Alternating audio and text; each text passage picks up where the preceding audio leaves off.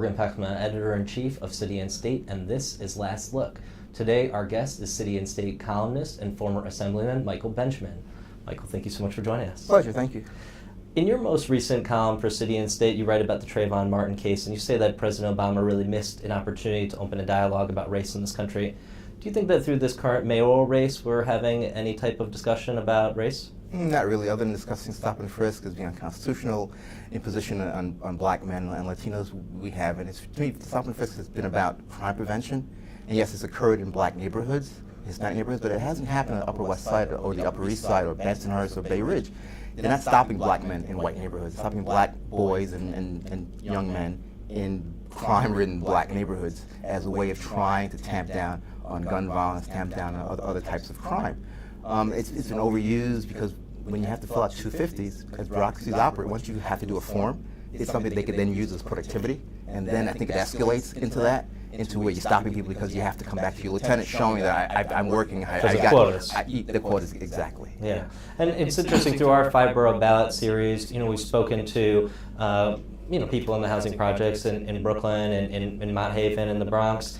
And there are a lot of neighborhood residents who do support stop and frisk. Mm-hmm. And it seems like, this kind of political football that's being played here, mm-hmm. that it's not necessarily the people who are in the areas that are most affected by stop and frisk who are the most indignant about it. I mean, yes. Do you think that's accurate? Unless you're the young man who stopped, who really hasn't done anything. You're somebody's grandson who doesn't want to see his or her grandson or grandchild or son stopped. That becomes a bit of a problem. But it really hasn't been about race. And I think part of the effort to try to attract black votes in this very highly contested mayoral race has led to that effort to talk about stop and frisk as a racial issue to try to bring in more and more black votes for that particular candidate. Bill Thompson has really been working under the assumption from the beginning that he would get 70% of the black vote at least, and would really be his engine for success in this race. But we've seen Bill de Blasio hotly contest the black vote. Why do you think that Bill de Blasio has been able to connect with African American voters? Because Bill's liberal, and that's part of the African American voter ethos. You also have the fact that he has an interracial marriage. His son and daughter are colored, they're black, and they're close to him, and he has an understanding as a parent of those issues, and as a parent and as a husband. But also, Bill Thompson has also been contested by, John Lew for the black vote. Because there were times I was joking early on in the campaign that John Lew was more black than Bill Thompson. You walk in a room and John Lew is getting a lot of black attention. It's now transferred a little bit over to de Blasio because of the situation that John is facing with the conviction of his treasurer and not getting CFB funds, and allegedly, according to polls, he's so far down in the polls, black voters are gravitating to people who they think may have a chance of winning, that de Blasio and Bill Thompson. But there was that sense with John Lew that he was kind of being persecuted by the establishment. Is that the kind of part of John Lew's appeal where he was kind of connecting with African American voters? Part of the appeal, and also another thing that African American voters also have is this strange appeal for people who are persecuted, maybe because of our history of our own oppression in America. So you have the sense of moving towards and supporting those who've been oppressed in the sense of persecuted. Anthony Weiner, Elliot Spitzer, John Lew. I mean, the support for John Lew makes a little bit more sense than it does for Weiner and Spitzer. Why do you think that black voters haven't been more eager to embrace Bill Thompson, and is that a sign that identity politics is on the decline in our city? It's a sign that it's on the decline, that the black voters, in some aspects, a little more, sophisticated when it comes to not always voting for the black candidate immediately. It's also a sign, I think, as I said, tweeted out once, that black voters lie on polls, not wanting to give away what their thoughts are. But also, I think because John Lew and Bill de Blasio have actually talked to the issues that are important to African American voters. And Bill Thompson has come across as more middle of the road early on. He talked about not wanting to tax people. His opposition to stop and frisk was very nuanced, and so it could be missed by a great many people as to what he really was talking about. And so he has that issue. And then, of course, Bill de Blasio has been much more, vocal on hospital closures. And when you look at the demographic of hospital workers, many of them are black from the Caribbean. His wife is from the Caribbean, and he was vocal on that aspect. So for them, he's saving their jobs. While Bill Thompson hadn't been as vocal as Bill de Blasio had been on the hospital closures. So I think that's what hurt Bill somewhat. But I think on primary day, Bill will probably get over 50% of the black vote when people decide who they want to vote for that day. Another thing that we've heard through our Five Borough series is that the Dante ad that Bill de Blasio put out has had a lot of resonance. What are your thoughts about the ad, and what have you kind of heard from the people that you know about their response to it? I like the ad. I mean, you want to have candidates who have a personality, whose family can vouch for them. Yes, it helps that Dante is black and he could talk about stop and frisk, but I don't think he's being exploited by his father. I think I've heard that black women like the ad because it shows Bill as a father. He's loved by his son, and who doesn't want to have a husband who's loved by his son? And so you have that transference of good feelings. Then you hear from others who, for whatever the partisan reasons are, they don't like the fact that he's using, quote unquote, using his son to support him. Well, that's what I want my family to do. I want my family to be the first vouchers for me. So I don't have any problem with it. It's the right thing to do. And the kid's got a nice voice, and I think he's speaking from the heart. This week is the 50th anniversary of the March on Washington, which you've pointed out it wasn't just about racial equality, but was about income inequality and the war on poverty. And I was wondering if you think that Bill de Blasio has really surged in the polls because he has brought this question of a tale of two cities to the forefront. Yeah, he has, and I think unlike Freddie Ferrer, who brought it actually 15 years ago, in 2001, 12 years ago, 2001, it's resonating more now because the income equality, I think, is much larger than it was in 2001. So it's working there. It's the anniversary of March on Washington having to do with jobs and freedom and dealing with economic inequality. And the fact is, Bill understands that it's not just minorities who are affected by the income inequality. It's white families who've seen a decline in their incomes, whether it's the loss in value of their homes, particularly for New Yorkers who've lost their homes because of Hurricane Sandy and seen the values drop.